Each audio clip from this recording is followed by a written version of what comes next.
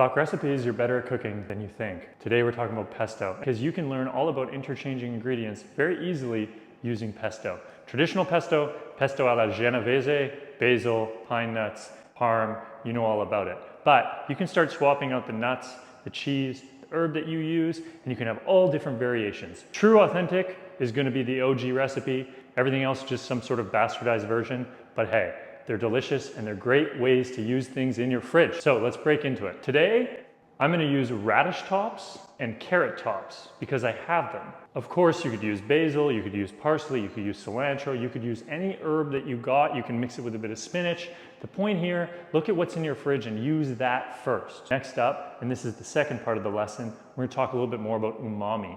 I'm going to load this up with umami intentionally. So I'm going to add sun-dried tomatoes. Parmesan has tons of umami as well. And finally, I'm going to put a dash of fish sauce. Again, not authentic pesto. We are following the formula to learn more about cooking without recipes. 10 seconds on umami. The easiest way that I can think of umami is by actually thinking of the ingredients that have it. I know soy has it. I know miso has it. I know tomatoes have it. I know Parmesan has it. Instead of getting into glutamate and Japanese scientists and the history of it, it's better to start to understand ingredients that have it, and the more that you taste those ingredients, the more you'll be able to spot it and go, that has umami, that has that funk, that taste, that special, unique fifth taste. That's the best way to find out for me. Next up, we're jumping into fat. This usually comes in the form of an oil. I'm going olive oil. You want to use avocado oil, you want to use a little walnut oil or hazelnut oil or whatever, you can. Aromatics, keeping it simple here again, going garlic. For acid, I don't have any lemons, so I'm going to use limes. I would use oranges if I had those. I would use a grapefruit if I had that and didn't have lemons or limes. Now for bitter, I'm going to go with a little bit of zest from my lime. Also important to mention here, I'm going to use walnuts, which are considered a bitter taste, so they're going to lend itself to it. I did put walnuts under the crunch with the almonds that I'm going to use. Now even though this is something you might make in a blender or morto and pestle, I would consider walnut and almonds the crunch because it really gives the mouthfeel, the texture to the pesto. For sweet, I'm going to add a little bit of honey. That's going to really piss off the Italians.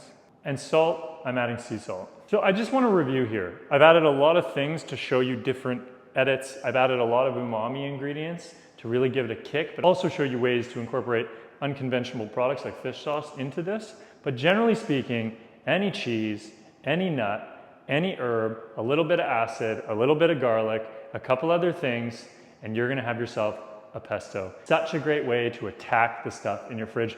Let's make this.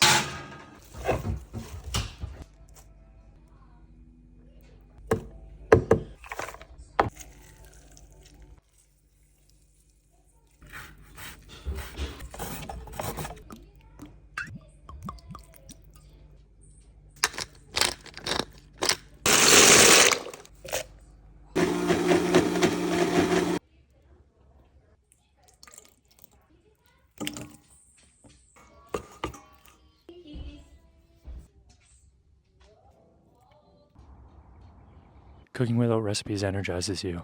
It gives you that freedom. It kind of lets the chains off. You can break free. You can try stuff. You can use stuff that you have. Try it. You might find that you enjoy cooking more than ever. You got this.